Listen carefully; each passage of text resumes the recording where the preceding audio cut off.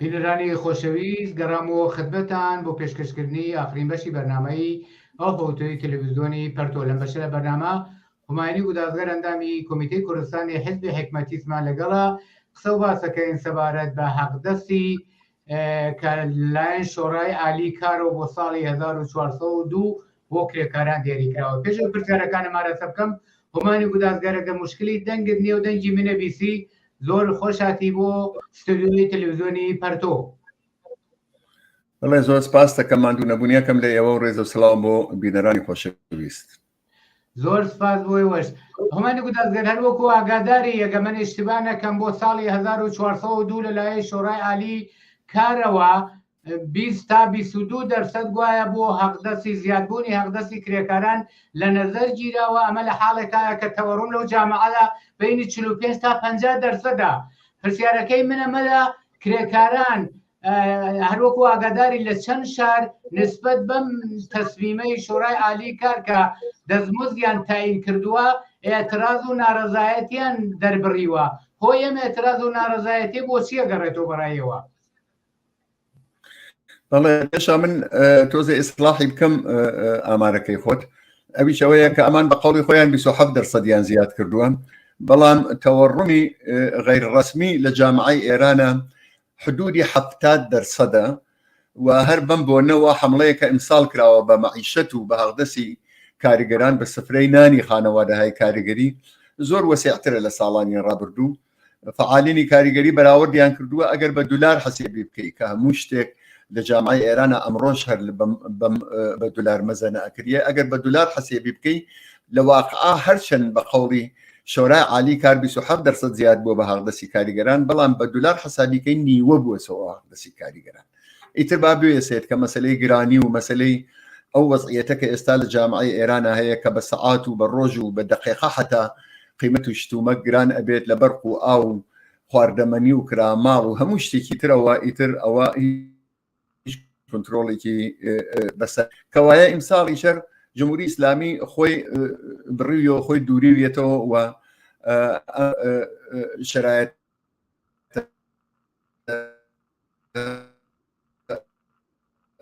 وڵاتێک کە ئەم لە ساڵ کە مساعدفە لەگەڵ تەعینی حداقلی دەستمزدا لە بەرانبەر کاریگەران و بە تەوری کولی خەڵکی زەحمەت کێشێکە ئەم هەڵدەسەد تەئسیر دائانێ لەگەڵ سەرنوێشتیان تا سەرنوێشتی ژیانیان تا ساڵێتر بەرامبەرکیان کردووە بە شێوەهای مختلف. لەوانەیە بینەرانیەوە ئاگادار بن کە ساڵانی ڕابردوو زیاتر نووسینی نامە و نازانم تومار و شکایەت و ئەم جۆرە شتانە ئەساسەن دەست باڵای پەیاکرد بوو، بەڵام ئەم ساڵ هەر وەک ئێوە لە پرسیارەکەتانە بوو ئێعترازی کاریگەران لە چەندین شوێن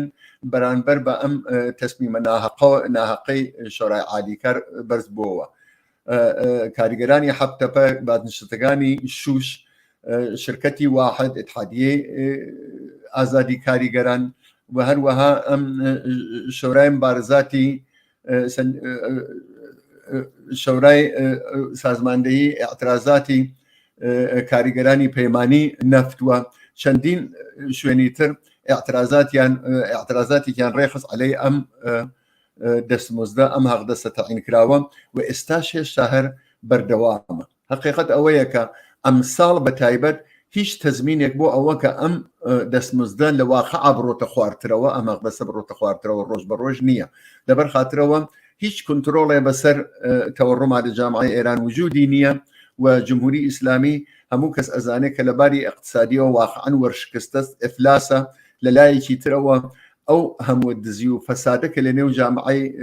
حاکمیەتی جمهوری ئیسلامیە نەهادینە بووە هەر لەسەر جێ خۆی باقیە. ئەم جارە بە ئیزافەی ئەوە پوڵ و خەرجی بە ئیسلاح بوونگاگەری ئەرتجاع و مەسهەبی هەر بازم لە شوێنی خۆیەتی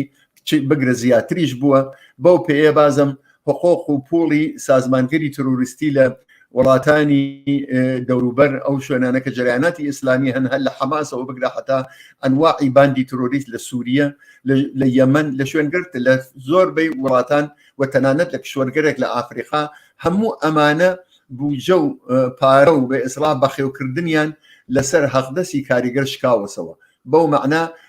هێزی کرێکاریان ئیمساڵ بە هەرزان فرۆشتووە لەبەر خاتر ئەوە بتوانن لە جیایی ئەوە بگەن بە باقی هێزە سەرکوتگەرەکانیانەوە بتوانن دەسەڵاتی ڕەشی خۆیان هەروە ئیدامە پێبن. ئەگەر ئەمانە هەموو بنیتە بانیەکەوە و شرایەت و ئەوزا و ئەحواڵی انقلابیە کە لە مانگانی ڕابردووە لە ئێرانە وجودی بوو ئەوەیشی پێ زیاد بکەی هەموو ئەوەمان پێ ئەڵێ بکە تەنیا ڕێگەی کە ئەمێنێتەوە بۆ کاریگەران و خەڵکی زەحمەتکێش هەر ئێعترازە هەروەها کە ئەو چەند مرکزە کاریگەریە دەستیان پێکرد هەروەها کە بازنشستەکان دەستیان پێکرد هەروەها کە کاریگەرانی حەبتەپە و کاریگەرانی پەیمانی شرکت نەب دەستیان پێکرد هیچ ڕێگەیەتر بۆ ئەوە کە بتوان ژیوی خۆیان بەڕێوەبەرن بەغێر ئەز ئاعترازکردن و یەخەی جمهوری ئیسلامی گرتن واقعاً بۆ خەڵکی زەحمەتکێش نەماوەتەوە. جگە لەمانە ئەبێ چەند تریشمان لەبیر بێ ئەم دەستمزدە و ئەم مسەوبەی شورای عالیکار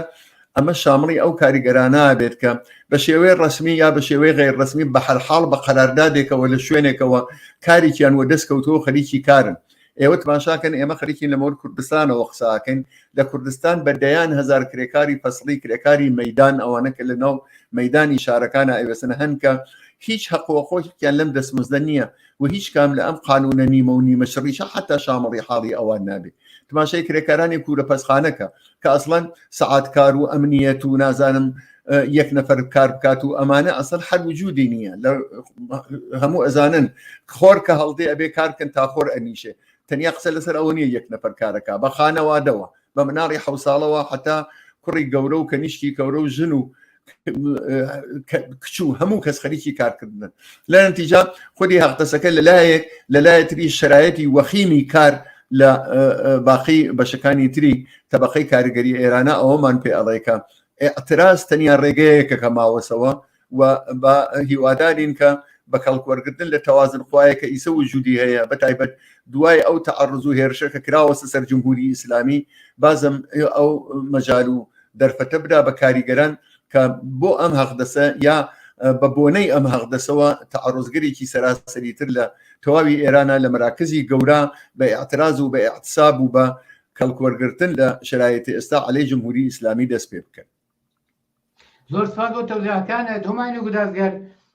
لە شرایەتی ئێستادا با تەوجی بەم تەوزیحاتانەی کە تۆ ئیشارەت پێکرد کرێکاران بەرامبەر بەم ناحەقیە بەم هەمووە فشار و زەخت و زۆرەی کە لەلایەن جمهوری ئیسلامی و پیان تەحمیل بووە دەبێت چ بکەن و بە شێوەیەک دەتوانن داخوازیەکانی خۆیان بسەپێنن. با تەوەجێ بە هەرەوە تەوزیحاتانیش کە تۆدا لایەک و ئێتراز و مبارزاتی کرێکاران و بەشای جۆراوجۆر لە کۆمەلگای ئێرانە و بۆهران و بنبەستی جمهوری ئیسلامی حەزەکەم ئەمە ئیزافە بکەم با تەوەجێ بەم شرایەتەوە نزیکبوونەوە بە ڕۆژی جیهانی کرێکار ئەمە شرایەتێکی مناسب نییە بۆ ئەوەی کە کرێکاران وەسیعەن لە بەشهای جۆراوجۆرە دش بەم ناحەقیە دش بەم هەمووە تەعەڕوزەی کە بە سفرەی خاڵیانەکەی دش بە جمهوری ئیسلامی نیشانی بدەن. بەڵێ قەتعەن وایە بەڵام نابێ لە بیرمان بچێت کە 43 ساڵی ڕابردوو ئەتوانین بڵێن هەفتە و مانگ و تەنانەت ڕۆژ نەبووە کە کاریگەران لە بەشە جۆر بە جۆرەکانە عەلەی جمهوری ئیسلامی بۆ بەدەستهێنانی داخوازەکانیان نەهاتوێتنە مەیدان. تەواوی بەری ئیدارات و بەری سازمانگەر کار و ئوموری ئیجتماعی مەجلس شارداری و فەرمانداری و سانداری بە شاهدی چەند دەهەی گوزەشتە مرتب محلی تەجەمع و کۆبوونەوەی کاریگەران و خەڵکی زەحمەتکێش بووە بۆ ئەوە کە حقوقی مؤوقەی خۆیان لە جمهوری ئیسلامی بەدەست بێنن بۆ ئەوە کە ئەعترازکەن بە حەقدەسی لە خوارەوە و ژێری فەقرێکە واقعا ناتوانن 30 ڕۆژ کە هیچ حتا 3-4 ڕۆژی ژیانی پێ بکەن کەوایە ئەم مبارزاتە ڕوتین لە جامعەی ئێرانە لەلایەن کاریگەرانەوە هەمیشە بەردەوام بووە و ئێستاش ئێمە تەنانەت ڕۆزنامەکانی خودی جمهوری ئیسلامی وەرەق لێ بدەینەوە ئەبینین بەدەیان ئێعتراز لە هەفتە ئەکردیە بە سەدان ئێعترازی کاریگەری لە گۆشە و کناری ئێرانە لە ڕشتە جۆر بە جۆرەکانە ئێمە ئەبینین کە بەڕێوە ئەچێ بەرامبەر بە جمهوری ئیسلامی ئەوە شتێکی ڕوتین بووە بەڵام ئەوەی کە ئێوەش ئیشارەتان پێکرد شرایەت و ئەوزا و ئەحواڵێکی تازەس کە هاتووە سەبەرەوە لەلایەکەوە شرایەت و ئەحواڵێکی بە نەفع و بە کەڵکی خەڵکی زەحمەتکێش و بەرەی انقلاب و کاریگەران ئەویش عیبارەتە لە ئەوەکە جمهوری ئیسلامی ئەو جمهوری ئیسلامی جارانە نەماوە زربەیەکی لێکەوتووە لە حەومانی گوزەشتا لە ئەسەر ئاخێزی مردمەوە کە واقعاً لە زۆر شوێنە وادار بە پاشەکشە بووە بەو معناکە ئەو ترس و بە ئێسڵاح داپڵۆسێنەرانەیە کە جاران بووی بەو معنە خەڵک ناترسێنێ خەڵک ناتوانێت وادار بە پاشەک شێ بکە خەڵک ئەو ترسیانە بەرامبەر بە جمهوری ئیسلامی نەماوە و جەسارەت و مقدارێ اعتماد بە نەفس و ئەمانەیان زۆر بووە ئێمە لە باقی بەشەکانی تری جامعە ئەیبینین لە باقی توێژەکانی تری جامعە ئەیبینین تواشای ژنان کەن تماشای دانیشتوان کەن تماشای باقی خشرەکانی تری جامعە بکەن ئەبینن کە حاڵەتێکی تەعەڕوزی و بێباکییان بەرامبەر بە جمهوری ئیسلامی هەیە سەرجەمی ئەم حەومانیە ڕابردووە بۆ سەبایز ئەوە کە بە ئیسلاح توازن قوا و توازن هێزێکی تازە لە نێو جامعەی ئێرانە بێ لە کوردستانە بە تایبەت ببێ ئەمە بۆ ئێمە نقطە مثبتێکە بۆ ئەوە کە کاریگەران من نەدەن بەم حەق دەسە ژێر فەقرە من نەدەن بە 8 ملیۆنێکە تەنانەت ئەگەر ماڵی خۆیان نەبێ 5 ڕۆژیش ناتوانن ژیانی پێ بکەن ئەگەر مناڵی مەدرسەی دوان سیانێکت بێت معلوم نییە چۆن ئەتوانی پێ ڕابگەی بە ئەو شرایەتە سەختەوە بەو قیمەتە گرانەوەکە ابتدایی ترین پێداویستیەکانی خورد و خوراک و ژیان هەیەتی هەموو ئەوانە وەختی ئەنەیتەبانیەکەوە هەر وەک من باسم کرد لە ئەوزاع لەبارە بۆ ئەوە کە عەلەی جمهوری ئیسلامی بێیتە مەیدان بەڵام ئەم هاتنە مەیدانە ئیتر وهانیە هەمیشە یەک جۆر بێ ئەگەر یەک دەست نەبێت ئەگەر متەشەکڵ نەبێت ئەگەر دەست لە ناو دەست یەک نەبێت ئەگەر بە ئرتباتی مەراکزی کاریگەری و بەشگەر جۆراوجۆری تەبەقەی کارگەر لەگەڵ یەکتر نەبێت ئەگەر بە ڕاوێژ و تەدبیر و سازماندەهی پێشڕەوانی کارگەران نەبێت لەوانەیە سەمەرەی زۆر کەم بێت لەوانەیە جمهوری ئیسلامی کەمتر بتوانێت بخاتە ژێر فشارەوە هەر بۆیە دوای ئەم حەومانە ئێمە بۆمان سابت بوو لە هەر مەحەلەیەکە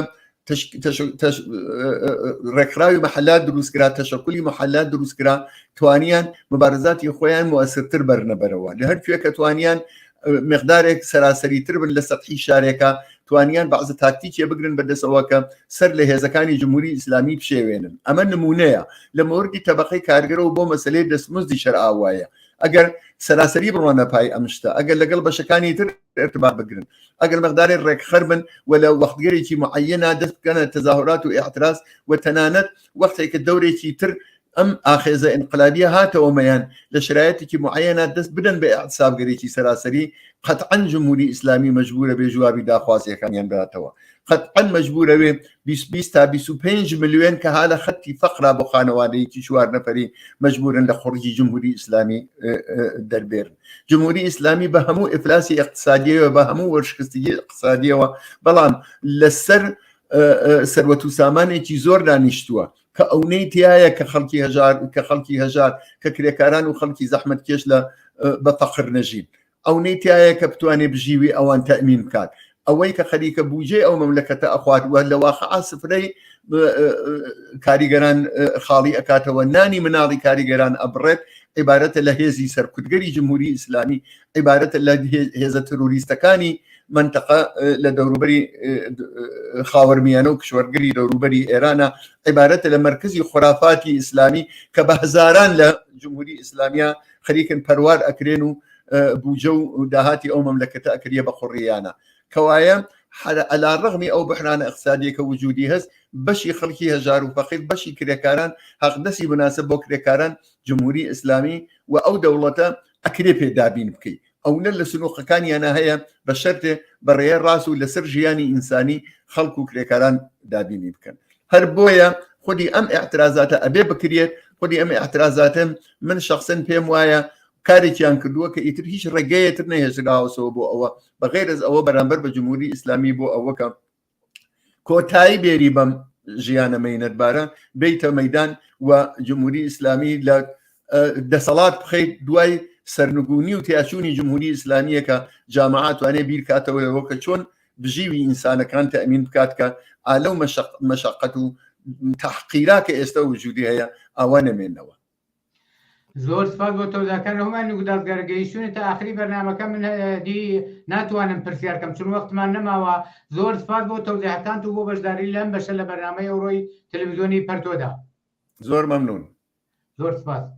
بینەرانی عەزیز و خۆشەویست بەم جۆرە هاتینە کۆتایی بەرنامەی هەوتەی تەلەڤیزیۆنی پەرتۆ لە هەرچۆ هەن ساخی و سڵامەتی و موفەقیەت ئارەزومانە شاد و سەرکەوتوو بن